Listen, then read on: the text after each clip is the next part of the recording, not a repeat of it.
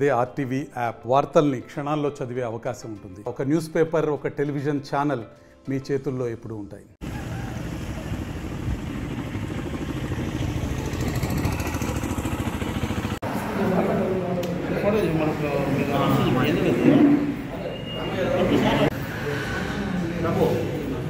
జై తెలుగుదేశం, జై చంద్రబాబు నాయుడు గారు, జై లోకేష్ బాబు. ఇద్దరి క్రమశిక్షణను కూడా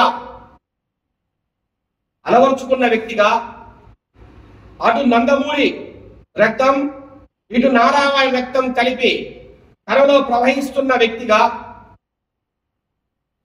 యువగలం పాదయాత్రతో ఈ రాష్ట్రంలో సంచలనాలకు తావురేపి ఈ రాష్ట్రంలో అరాచకాలకు ఆలవాలమైన అవినీతికి పుట్టినలుగా పేరు పొందిన ఒక దుష్ట పరిపాలకుణ్ణి, ఒక నీచ నికృష్టమైన ముఖ్యమంత్రిని తరిమి కొట్టిన వ్యక్తిగా రికార్డు సృష్టించిన వ్యక్తి శ్రీ నారా లోకేష్ గారు. ఆయన యువకులను ఏ రోజైతే ప్రారంభించారో ఆ రోజు వరకు నిజంగా కూడా తెలుగుదేశం పార్టీ చాలా ఇబ్బందులు ఉండింది.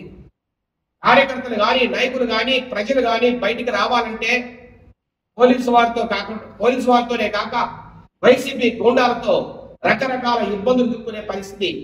ఆ రోజుల్లో ధైర్యంగా తొడగొట్టి సవాల్ చేసి కుప్పంలో యువగలం పాదయాత్రను ప్రారంభించిన వ్యక్తి శ్రీ నారా లోకేష్ గారు.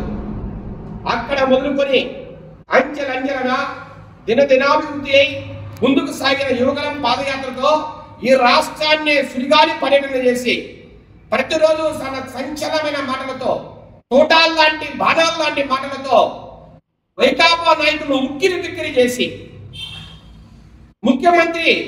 అప్పటి ముఖ్యమంత్రి జగన్మోహన్ రెడ్డిని తిట్టకుండా తిట్టి దడ పుట్టించి అనతి కాలంలోనే 11 సీట్లకు పరిమితం చేసే విధంగా తన క్యాంపెయినింగ్ తో కావచ్చు, తన మాటల బదులుగా కావచ్చు, క్రమశిక్షణతో ఎంత ఎండైనా లెక్క చేయక వారైనా పట్టించుకోక వేల మందితో, లక్షల మందితో ముందుకు సాగిన యువగలం పాదయాత్రతో తెలుగుదేశం పార్టీకి జీవం పోసిన వ్యక్తి శ్రీ నారా చంద్రబాబు నాయుడు గారు. యువకుల ఆకాంక్షలకు అనుగుణంగా ఈరోజు మీరు ఒక్కసారి చూస్తే ఈ దేశంలో కానీ, ఈ రాష్ట్రంలో కానీ 55%కు తక్కువ కాకుండా ఈరోజు యువత ఈ రాష్ట్రంలో ఉంది. అలాంటి యువకులకు వారి ఆకాంక్షలకు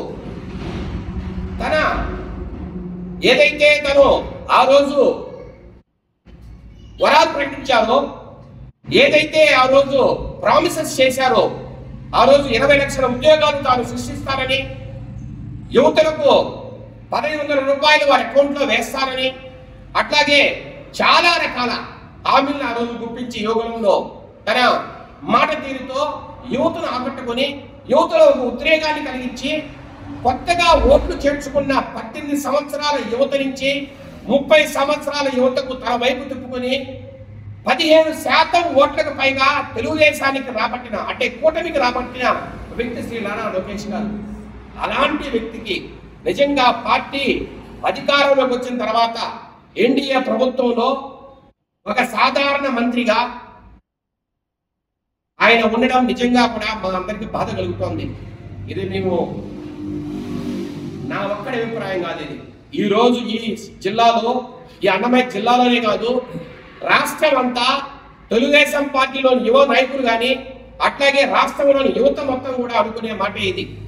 ఎందుకో నారా లోకేష్ గారికి ఆయన ఎంతైతే ఈ పార్టీ కోసం కష్టపడ్డారో అంతగా ఆయనకు ప్రాచుర్యం లభించట్లేదు, అంతగా ఆయనకు మంచి పదవులు దక్కట్లేదనే ఒక బాధ ప్రతి ఒక్కరిలో ఉంది. ఎప్పుడైతే నిన్న మైదుకూరులో శ్రీ ఎన్టీ రామారావు గారి వర్ధంతిలో కడప జిల్లా అధ్యక్షుడు శ్రీనివాస్ రెడ్డి గారు ఉప ముఖ్యమంత్రి కావాలని మన లోకేష్ గారిని ఒక ప్రతిపాదన ముందుకు పెట్టారు. ఈ రోజు హర్షాదరికాలు వ్యక్తమవుతున్నాయి మొత్తం రాష్ట్రం అంతటా కూడా. మేము కూడా దాంట్లో భాగంగా మరిన్ని వీడియోస్ కోసం ఛానల్ ని సబ్స్క్రైబ్ చేయండి, లేటెస్ట్ అప్డేట్స్ కోసం వాట్సాప్ ఛానల్ ని ఫాలో చేయండి, అండ్ లింక్ డిస్క్రిప్షన్ లో ఉంది.